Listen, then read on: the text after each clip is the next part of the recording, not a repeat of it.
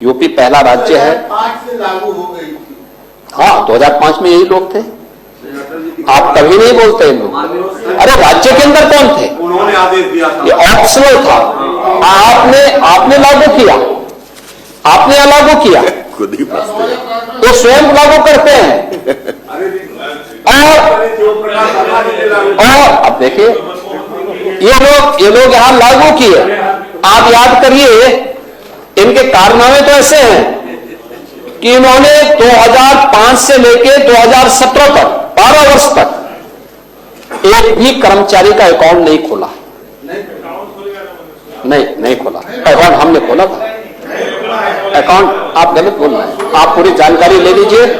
Account हमने, जब मुझे 17 में जानकारी मिली तो मैंने तत्कालीन चीफ सेक्रेटरी की अध्यक्षता में एक कमेटी गठित करके और फिर मैंने उनसे कहा, मैंने कहा बताओ क्या क्या हो सकता है, क्योंकि उस समय न्यू पेंशन स्कीम का न्यू पेंशन स्कीम का उस समय विरोध हो रहा था।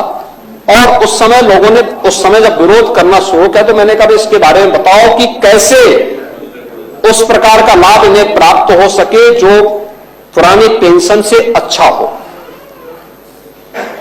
और यूपी पहला राज्य था जिसने कमेटी गठित की थी।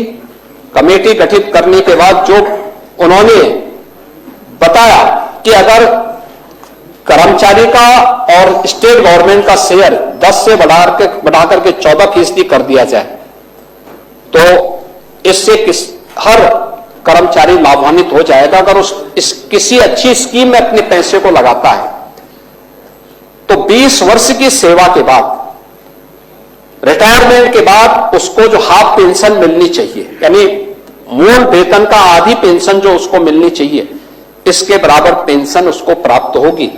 तो हमने उसी दिन, हमारी कैबिनेट ने उसको अप्रूव किया और हम लोग पहला राज्य में जिसने उसको लागू किया।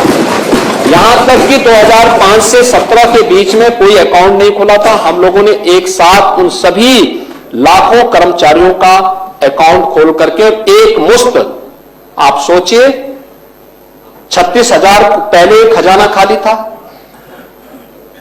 क्योंकि आपकी फिजूल खर्ची, लीकेजेज, व्यापक भ्रष्टाचार और उस सब के बावजूद 36,000 करोड़ रुपए का किसानों का कर्ज माफी के बावजूद हम लोगों ने 10,000 करोड़ रुपए राजकोष से देकर के उन सभी कर्मचारियों के खाते में पैसा भिजवाने का काम किया था। और राज्य सरकार पहला है, उत्तर प्रदेश पहला राज्य था जिसने इसको लागू कराया।